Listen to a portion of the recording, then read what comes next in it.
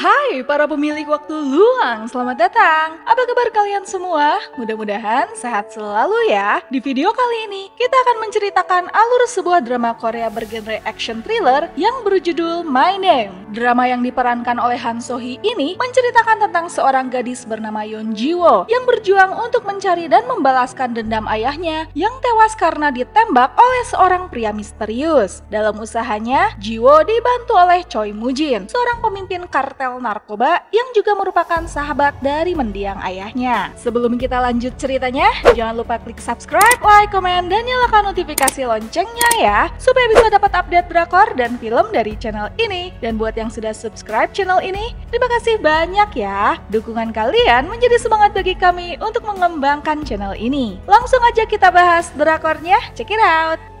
Di awal cerita, kita dikenalkan dengan seorang gadis bernama Yeon Ji-woo, seorang gadis SMA yang tinggal seorang diri. Hari itu, sebelum berangkat sekolah, Yeon Ji-woo menyempatkan diri untuk berolahraga ringan di rumahnya. Namun, saat ia tengah berjalan menuju sekolahnya, dua detektif polisi membuntutinya dan menyuruh Ji-woo untuk memberitahu keberadaan ayahnya. Ya, rupanya ayahnya Ji-woo adalah seorang buronan polisi karena terlibat kasus narkoba. Tahu jika ayahnya Ji-woo adalah seorang pecandu dan menjadi buronan, Ji-woo pun jadi objek bulian satu sekolah. Pihak sekolah pun dengan tega menyuruh Ji-woo untuk pindah sekolah saja, dengan alasan banyak orang tua yang gak nyaman dengan keberadaan Ji-woo di sekolah itu. Ya, Ji-woo yang di masa kecilnya adalah mantan atlet taekwondo dan sudah habis kesabaran, akhirnya menghajar teman sekelasnya yang terus membulinya. Tidak lupa, ia pun memutuskan untuk keluar dari sekolah itu dengan tidak hormat.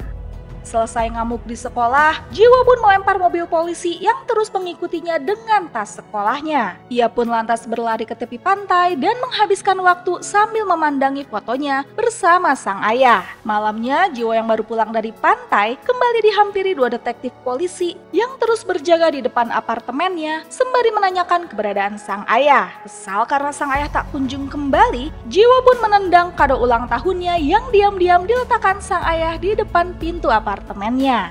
Sementara itu, sang ayah yang bernama Yong Dong-hun pun akhirnya menghubungi Ji-woo dan mengucapkan selamat ulang tahun pada putrinya itu, serta bertanya apakah Ji-woo sudah menerima hadiah ulang tahunnya yang diletakkan di depan pintu. Namun, Ji-woo yang sedang kesal dan marah meminta agar sang ayah tidak usah kembali saja, karena akibat kelakuan sang ayah, Ji-woo jadi dimusuhi teman-teman satu sekolahnya dan dijuluki sebagai anak preman. Belum lagi sebulan ini, polisi terus saja mengusik hidupnya.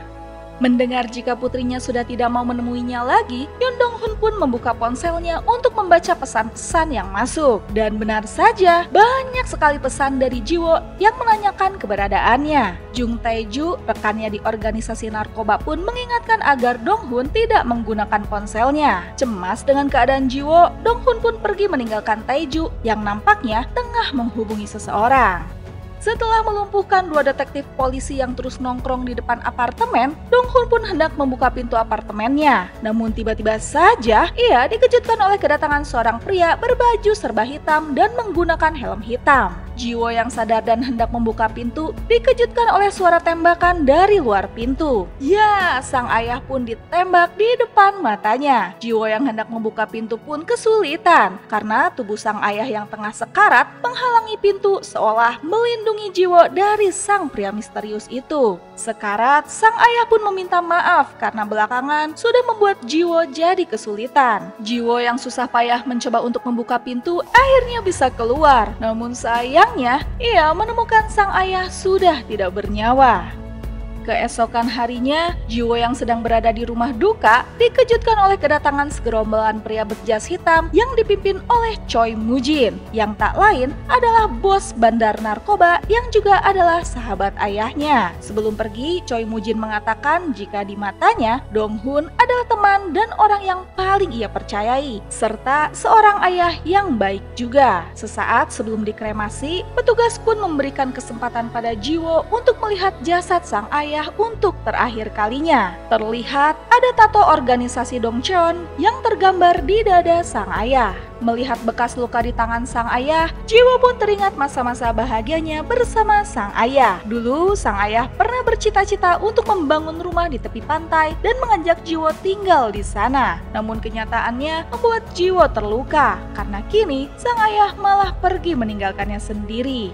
Jiwo pun lantas datang ke kantor polisi dan meminta bantuan detektif Cho Jin-se, detektif yang dulu pernah membuntuti sang ayah. Jiwo pun meminta bantuan detektif itu untuk menangkap pria misterius yang telah menembak ayahnya itu. Namun dengan entengnya, Cho Jin-se mengatakan kalau tidak ada bukti sehingga kasusnya ditutup. Ditambah lagi, Dong-hun masuk dalam daftar pencarian orang. Jiwo pun akhirnya mendatangi kasino milik Choi Moo-jin dan memintanya untuk membantu mencari pembunuh sang ayah. Melihat Jiwo yang tampak berjiwa lemah, Moo-jin pun menolak. Toh kalau ketemu juga mau diapain? Apa Jiwo berani menghabisi pria itu? Buntu, Jiwo pun memutuskan untuk pulang ke rumah. Di sana tiba-tiba saja pintu rumahnya kembali digedor seseorang. Jiwo pun memberanikan diri untuk mengintip dan melihat seorang pria misterius di luar sana. Takut, Jiwo pun memutuskan untuk tidak membuka pintunya. Jiwo pun akhirnya menempelkan gambar pria misterius itu yang sempat rekam CCTV. Ia akan memberi imbalan 5 juta won pada siapapun yang tahu keberadaan pria itu. Namun sayangnya, Jiwo malah ketipu oleh segerombolan pria yang mengaku tahu tentang pria misterius itu. Saat Jiwo hendak dibawa paksa oleh pria-pria itu, tiba-tiba saja Choi Moo-jin datang dan menyelamatkan Jiwo. Tahu jika tujuan hidup Jiwo saat ini adalah untuk mencari pembunuh sang ayah dan membalas dendam, bos Dongcheon itu lantas membawa Jiwo ke sebuah tempat latihan kebugaran dan tarung bebas yang mana isinya laki-laki semua dan menyuruh Jiwo untuk belajar bertarung. Menjadi satu-satunya wanita di tempat seperti itu membuat Jiwo jadi kagok juga. Namun salah satu anggota termuda bernama Do Gang-jae berbaik hati memberikan kamarnya untuk ditempati Jiwo. Sementara ia akan pindah ke atas untuk tinggal bersama teman-temannya yang lain. Tidak mudah bagi Jiwo untuk tinggal di lingkungan yang isinya laki-laki semua. Ditambah lagi banyak yang menggoda dan memperlakukannya dengan tidak baik. Tidak mau tampak lemah, Jiwo pun berusaha bangkit dan berlatih di saat semua orang tengah tertidur. Di saat itulah Choi Moo-jin datang. Melihat kesungguhan Jiwo, Moo-jin pun turun tangan untuk melatih gadis itu.